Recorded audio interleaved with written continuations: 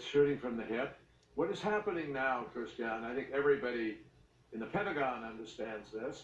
And by the way, for those soldiers on the ground who had formed personal relationships and alliances with Kurds who put their lives on the line in order to go after ISIS, to one day be sleeping in a tent with them and then the other have to retreat, and we saw the potatoes being thrown at our trucks and things. I mean, this is a moment of ignominy. This is a horrible moment that those soldiers will carry with them forever. And what I believe the president and those supporting him are trying to do now is find some kind of an off-ramp makeup for it. But there isn't a makeup for it. The fact is that the Kurds were our allies in keeping ISIS locked up, which now they're not all locked up, and in assuring that they weren't going to rise again. We had a buffer against what others in the region weren't frankly doing fully. I mean, it wasn't Russia that defeated ISIS. It was the United States and a policy that we put together in the Obama administration that brought 68 plus nations to the table in an alliance, and then steadily, beginning with the president's decision to bomb at Mount Sinjar and save lives, to steadily take back territory that had been taken by ISIS. And President Trump continued that. He accelerated it in certain places. But the point is, it was the same strategy. That's now destroyed. That is not present.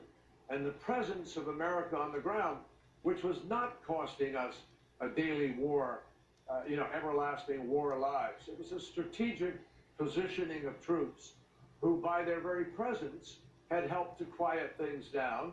And Russians were sort of treating their territory as their territory. We were taking care of a certain element of ours. The Kurds were doing what they were doing. And Assad was held at bay in that. There was some leverage to try at least to get a diplomatic solution. That is now not present. You see Putin meeting with Erdogan, and they're now sitting there dividing up the way they're going to manage the future, and the United States is not at that table. I just want to push you a little bit, because I know you said the situation is different, and it is, but I want to know whether you believe there's a cautionary tale in the rapid removal of American troops, precisely in order to bring them home. President Obama wanted to do that, and President Trump says the same thing. No, for sure. Because you know that when they came out of Iraq, that is what allowed ISIS to rise a couple of years later. And then your administration, as you point out, had to put thousands back, and they did start this systematic defeat of ISIS.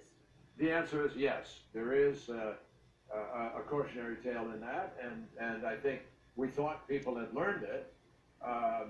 But the fact is that, I'm against arbitrary date setting and decisions that are not based on the situation and on a strategy, particularly with respect to terrorism.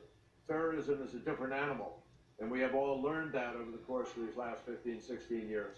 What we need to do is stay vigilant. I think that's one of the reasons why this sticks in the craw of all of the counterterrorism and our security community, the military particularly, because they've been putting their lives on the line.